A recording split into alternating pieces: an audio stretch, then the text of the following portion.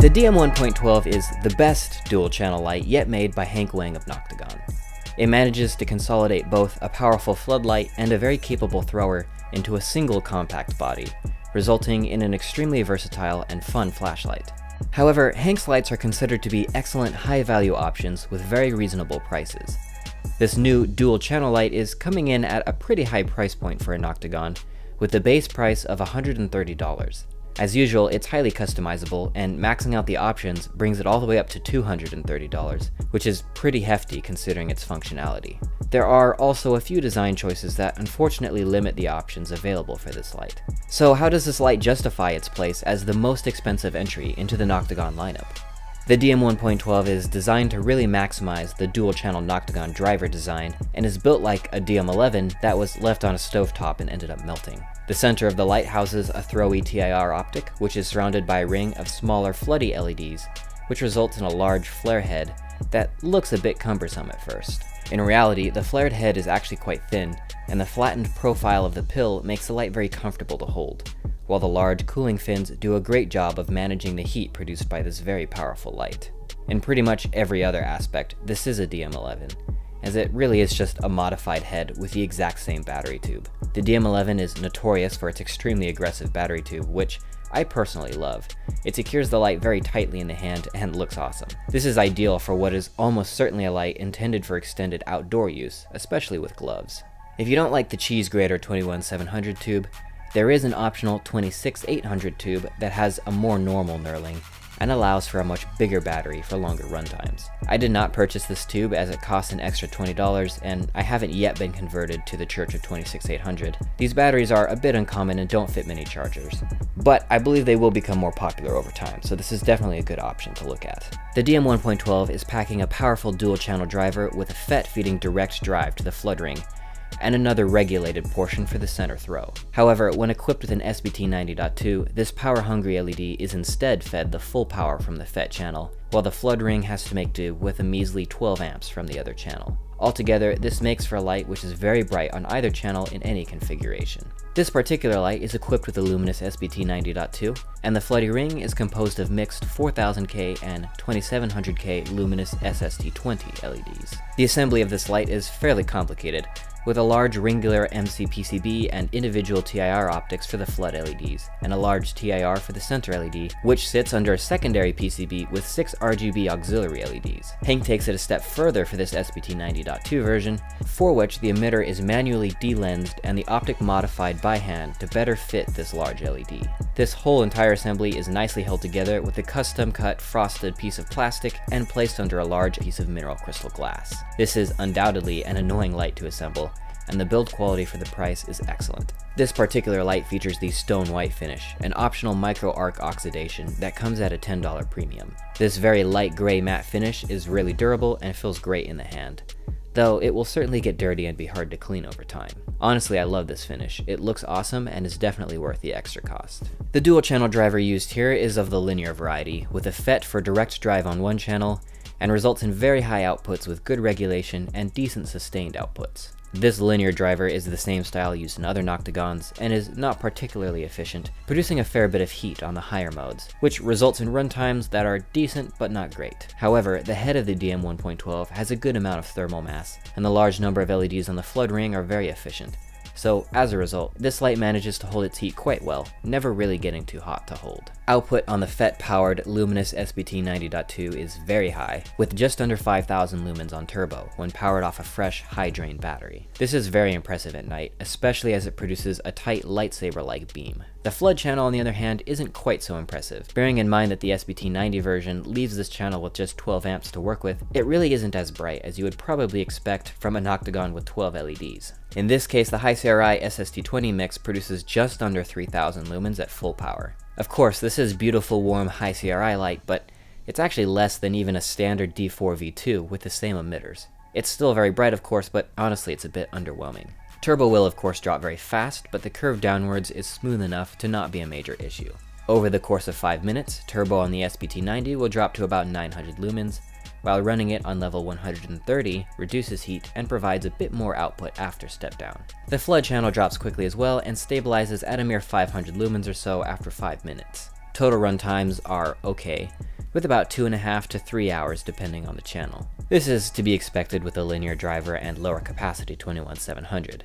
Sustained output on the SBT90 was quite good, at around 550 lumens for most of the run, and a bit higher when run on high instead of turbo. The SST20 flood channel, on the other hand, was not very impressive, with a mere 300 plus lumens for most of the run. This initial test was run with the default thermal limit of 45 Celsius. I bumped the thermal limit up to 60 C and ran it again, and this time the flood channel was able to sustain at least 600 lumens throughout the run. This is a good result for a high CRI light with a linear driver, but in a light this size I would still like to see a bit more sustained output. If you go with a more standard configuration that has the FET connected to this channel, direct drive will allow quite a bit more output from the flood LEDs. However, even with this setup, other reviewers are only measuring a bit over 4000 lumens with the SST20s, so while that's substantially brighter, it's still not as much as you might expect from that configuration. We have the usual Noctigon trapping circuit with gold-plated beryllium copper springs and high-quality components, but the system's total resistance still limits performance.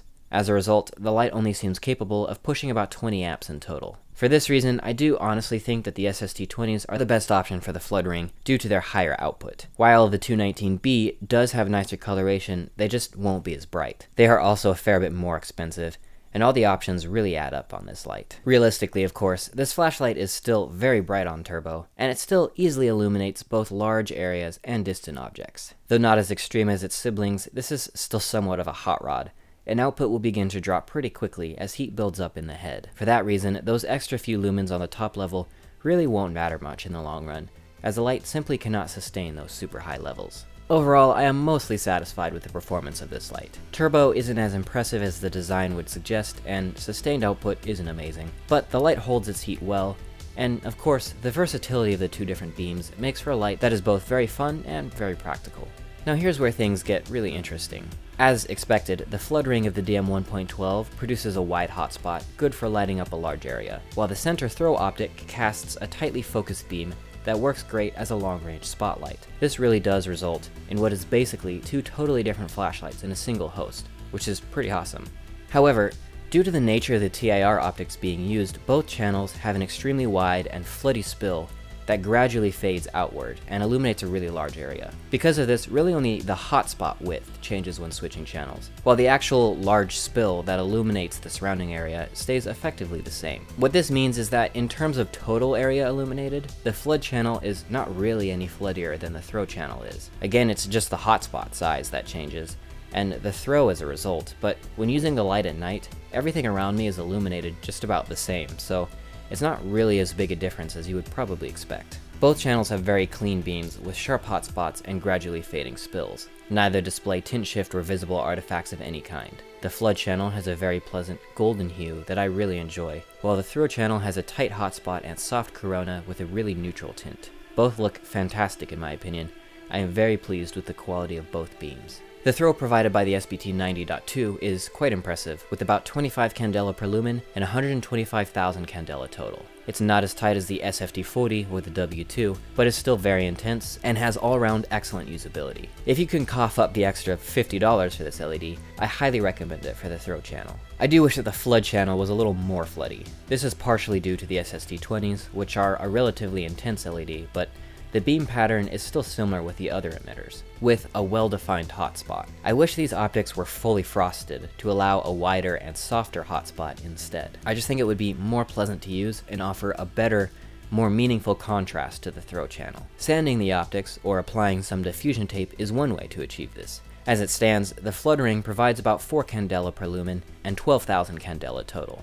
Honestly, I think the chosen optics for the flood channel are the biggest weakness of the DM1.12, as they do not allow for the use of larger domed LEDs, such as the Samsung LH351D, Cree XBL HD, and the Nichia 519A, which, in my opinion, would easily have been the best option for this channel. These LEDs are all very bright and floody, and are ideal for this application. The also excellent Cree XBL High is only available as a special order, as the optics aren't quite large enough for these emitters.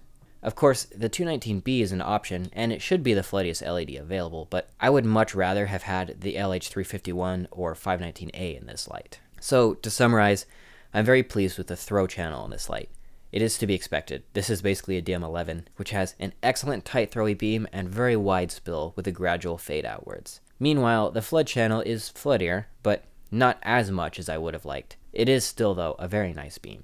The DM1.12 is equipped with Toykeeper's amazing Anduril 2 firmware, which has many different functions and is highly customizable. Being a dual channel light, it uses the firmware builds designed for the Noctigon K9.3, which allows for full FET drive on one channel. Operation is as normal, and a quick double press and hold will switch between the two channels. Double pressing for turbo will always run the current channel at the maximum possible power. In its current state, there are still some things that need to be ironed out.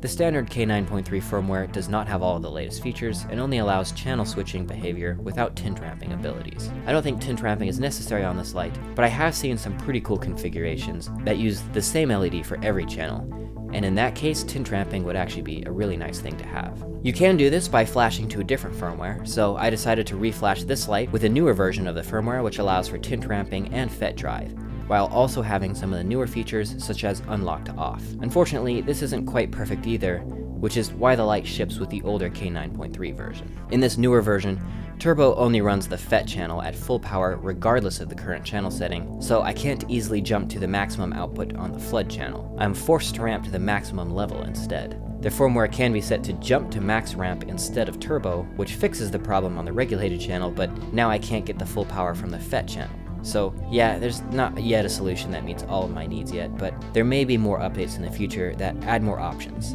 As it stands, it's an okay system. Turbo will be brighter when putting all power into this SBT90.2, and I only need turbo to see at longer range anyways, so I'd rather use this newer version.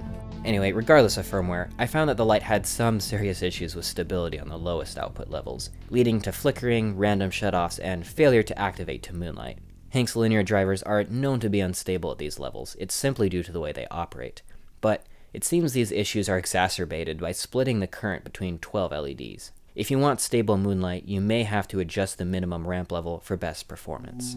Alright, I really like the DM1.12. It's powerful and fun to use, highly customizable, and extremely versatile. Both beams that it provides are excellent, heat is very well managed, build quality is great, and it's just overall a very useful light. If you are only going to buy one Hank light, this is a very strong candidate. I think a lot of people will find good use for this light and will really enjoy it. However, the question is this light actually better than carrying two different dedicated lights, such as a D4SV2 and a DM11? In terms of performance and even portability, no, not really. There are no boost drivers available, output is not meaningfully higher, there are fewer emitter choices, you'll get half the runtime as compared to two different lights, and good luck fitting this into a pocket. The truth is, this light doesn't functionally replace two different lights. Rather, it serves as a much more convenient way to just grab and carry these two different lights, as there's only one body you have to worry about holding and operating. So if you really have a need for two different beam types, I would not recommend this light.